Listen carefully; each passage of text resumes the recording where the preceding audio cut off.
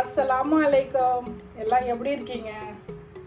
இன்னைக்கு நம்ம என்ன செய்ய போறோம்னா இட்லி தூள் செய்ய போறோம். அதை எப்படி செய்ய போறோம் அப்படின்றத பார்ப்போம். கடலைப்பருப்பு 1 கப்பு, இதே கப்பால 2 கப்பு நான் உளுந்து எடுத்து வச்சிருக்கேன். நீங்க வந்து கருப்பு உளுந்தும் போட்டுக்கலாம், இல்ல பாதி இருக்கும்ல வெள்ளை உளுந்துல அதுவும் போட்டுக்கலாம், எது வேணுமோ போட்டுக்கலாம். ஆனா 1 கப்பு கடலைப்பருப்பு, இதால 2 கப்பு உளுந்து, இவ்வளவுதான் இதுக்கு தேவையானது. இதுக்கு வந்து நான் 10 காஞ்ச மிளகாய் எடுத்து வச்சிருக்கேன், 6 பல்லு பூண்டு, பெருங்காயம், உப்பு, இவ்வளவுதாங்க இதுக்கு தேவை. இதை வந்து நம்ம எண்ணெய் இல்லாம வறுத்து எடுத்துக்கலாம். நம்ம ஃபர்ஸ்ட் உளுந்து போட்டுக்கலாம். உளுந்து நல்லா மெதுவா வறுத்து எடுத்துக்குவோம். ஃபர்ஸ்ட் கொஞ்சம் நல்லா ஃபாஸ்டா வச்சுக்கலாம், அதுக்கப்புறம் நம்ம ஸ்லோவா வச்சுக்கலாம். இது கொஞ்சம் வறுக்கிறதுக்கு மட்டும்தான் லேட் ஆகும், பாக்கி எல்லாம் கரெக்டாக ஆகிடும்.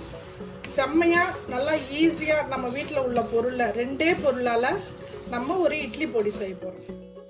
இது வறுக்கிறது வந்து நல்லா பொன்னிறமாக வறுக்கணும். ரொம்ப ஃபாஸ்ட்டாகவும் வச்சிடக்கூடாது, ஸ்லோவும் வைக்கக்கூடாது, கிண்டி விட்டுக்கிட்டே இருக்கணும். கலர் மட்டும் நல்லா நமக்கு சேஞ்ச் ஆகணும். இது தீஞ்சிச்சுன்னா நமக்கு வந்து தூள் வந்து கருப்பாயிடும். அதனால் நீங்கள் வந்து கிண்டி விட்டுக்கிட்டே இருங்க. கோல்டு கலரில் எடுத்துருங்க.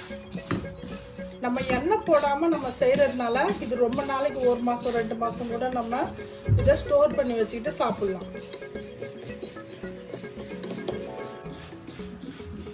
செவந்துடுச்சு, இங்கே பாருங்கள், கலர் பாருங்கள் எப்படி இருக்குன்னு, நல்லா கோல்டன் கலர் இருக்கா. இதை நம்ம எடுத்து இப்போ தட்டையில் கொட்டி வச்சிடலாம். இப்போ நம்ம கடலைப்பருப்பு,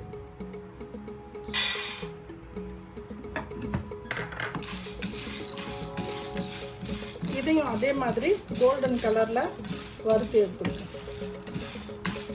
கொஞ்சம் ஃபாஸ்ட்டாக வச்சுக்கலாம். இது கூடவே நம்ம பூண்டும் போட்டுக்கலாம். பூண்டு வந்து தோல் எடுத்துட்டு போட்டோம்னா அதில் ஒட்டிக்கும், அதனால நம்ம இப்படியே போட்டு நம்ம இதில் வறுத்துக்கலாம். உளுந்தும் ஆயிடுச்சு, நான் எடுத்துடுறேன். நம்ம மிளகாய் போட்டுக்கலாம். மிளகாய் ரொம்ப வறுக்க வேணாம், கொஞ்சம் கடைமுட்டை ஆனோன்னு நம்ம எடுத்துக்கலாம். சும்மா லைட்டாக வறுத்துக்கலாம். அது இதை உப்பி வருது பாருங்க, அப்போ அது வந்து முருவல் ஆகிடும்னு அர்த்தம். வறுத்து பாருங்க உப்பி. இது பாருங்க மிளகாய், ஒரு 2 கொத்து கருவேப்பிலையும் இது கூட சேர்த்து போட்டுக்கோங்க. கருவேப்பிலை எப்பவுமே நல்லது, இதுவும் இதுலேயே வறுத்து எடுத்துக்கோங்க. கருவேப்பிலை நம்ம நிறைய போடலாம், நல்லது தான்.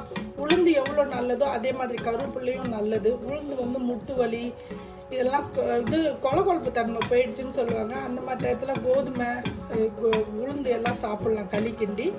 அதே மாதிரி தான் கருவேப்பிலையும் கண்ணுக்கு முடிக்கு எல்லாம் நல்லது கருவேப்பிலை. ஆனால் நிறைய போடலாம், கிரீன் கலராக ஆகிடும். அதுக்காக தான் நான் கொஞ்சம் கம்மியாக யூஸ் பண்ணுறேன். நம்ம தனியாக கருவேப்பிலை பொடி கூட நம்ம செஞ்சு வச்சுக்கலாம். நான் உங்களுக்கு கருவேப்பிலை பொடி தேங்காய் பொடியும் நான் உங்களுக்கு அடுத்த வீடியோவில் காமிக்கிறேன். ஆஃப் பண்ணிடுவோம். இது இப்படியே இருக்கட்டும். நம்ம வந்து 1 ஸ்பூன் கிட்ட பெருங்காயம், இந்த பாருங்க எல்ச்சி பெருங்காயம் தான் வாங்கியிருக்கேன்.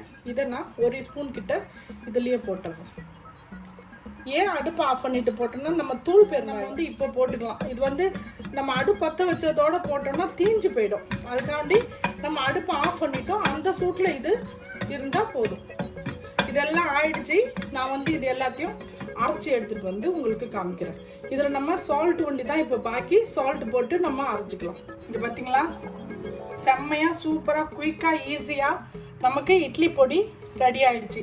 இதை வந்து நம்ம தோசைக்கு இட்லிக்கு சோறு வடித்து நம்ம வந்து ஆணும் செய்யலை அப்படின்ட்டாக்கா நம்ம வந்து சுடு சுட சோறு வடித்து விட்டு இதை தூவி நல்லெண்ணெய் போட்டோ இல்லை நெய் போட்டோ பிசைஞ்சு சாப்பிட்டா செம்மையாக இருக்கும். இதை வந்து இந்த மாதிரி கண்ணாடி பாட்டிலில் போட்டு நம்ம மூடி வச்சுக்கிட்டோம் அப்படின்னா இதோட வாசனை வெளியே போகாமல் இருக்கும். இதே மாதிரி நீங்களும் செஞ்சு இந்த டேஸ்ட் உங்களுக்கு பிடிச்சிருந்துச்சுன்னா நம்ம குயிக் குக்கிங் சேனலை லைக் பண்ணுங்கள், ஷேர் பண்ணுங்கள், கமெண்ட் பண்ணுங்கள், மறக்காமல் பெல் பட்டன் கிளிக் பண்ணுங்கள். இன்ஷா அல்லாஹ் நான் இன்னொரு டிஷ்ஷோட உங்களை வந்து சந்திக்கிறேன். பாய்.